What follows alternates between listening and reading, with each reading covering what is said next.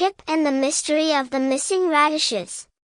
One bright morning in the garden, Pip the adventurous rabbit was nibbling on some clover when he overheard his neighbors, the radish family, in a bit of a panic. "Oh dear! Our radishes are missing," wailed Mrs. Radish, fluttering her leafy green leaves.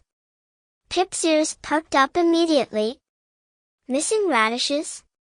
That sounded like a mystery. And Pip loved nothing more than a good mystery.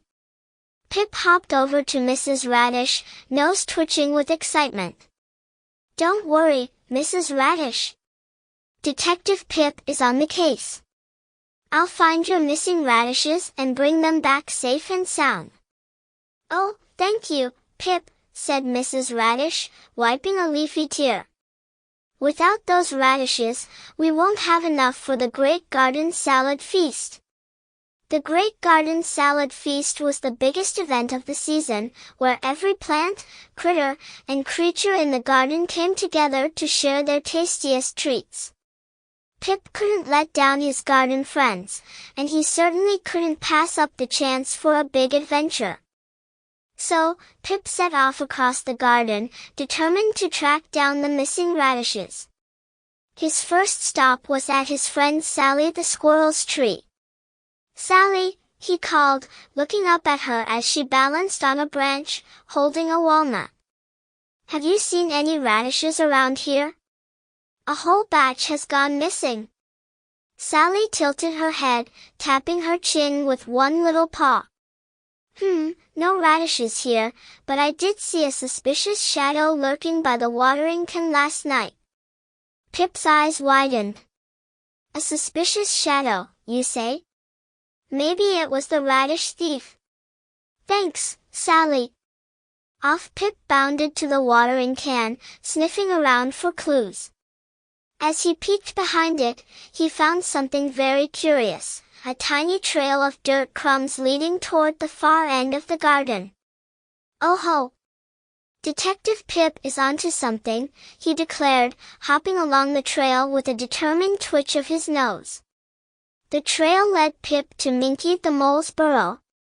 Minky was busy stacking up little piles of soil when Pip popped his head in. "Minky," Pip said with a grin. "You haven't seen any radishes lying around here, have you?" Minky looked up, surprised. "Radishes? No, but I did hear some rustling near the compost heap last night. I thought it was just the wind, but now that you mention it." Pip's eyes twinkled with excitement. "Thanks, Minky. The compost heap, here I come." He bounded over to the compost heap, his detective instincts sharper than ever. When he arrived, he noticed something strange right away, small nibble marks on a piece of cabbage. And there, just beside it, was a little footprint in the dirt. "Aha! The radish thief has left a clue," Pip whispered to himself. He squinted at the footprint. It was tiny, much smaller than his own. Whoever had taken the radishes was quite small, and probably very sneaky.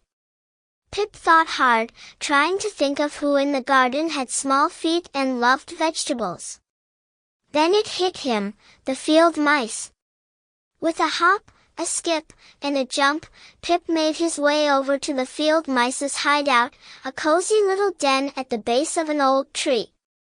"Excuse me, Mr. and Mrs. Field Mouse," Pip said politely, peeking inside. "I'm looking for some missing radishes. Have you seen any?"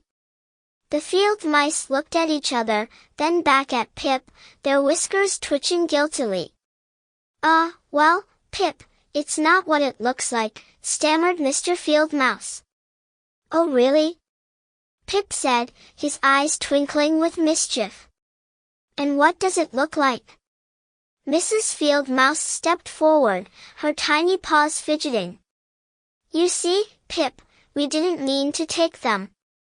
We thought there were just extra radishes lying around, and with the feast coming up, we were trying to gather food to share." Pip grinned. So you're telling me you didn't know they belonged to Mrs. Radish? The field mice shook their heads, looking very sorry indeed. Well, said Pip, scratching his head, why don't we work together? I'll help you gather some treats for the feast, and in return, we can bring back the radishes to Mrs. Radish. The field mice agreed eagerly, and together they carefully rolled the radishes back across the garden. Pip had to laugh at how tiny the mice were compared to the big radishes. They looked like little ants trying to carry boulders. When they finally returned to Mrs. Radish, she was so happy she almost cried again. Oh, thank you, Pip. And thank you, Mr. and Mrs. Field Mouse. Now we'll have plenty for the great garden salad feast. The field mice smiled shyly, relieved and grateful. Thank you for helping us, Pip. We're sorry for the mix-up. No harm done, said Pip cheerfully. And besides, what's an adventure without a little mystery? That evening, as the sun set, the entire garden gathered for the great garden salad feast. Mrs. Radish's radishes were the highlight, but there were treats from everyone, walnuts from Sally the squirrel, leafy greens from Minky the mole, and even some tasty berry surprises from the field mice. Pip's whiskers twitched with happiness as he munched on a crunchy carrot. He loved solving mysteries, but he loved his friends in the garden even more. And as the animals all laughed and shared their treats under the starry sky, Pip felt that this was truly the best adventure yet. The end.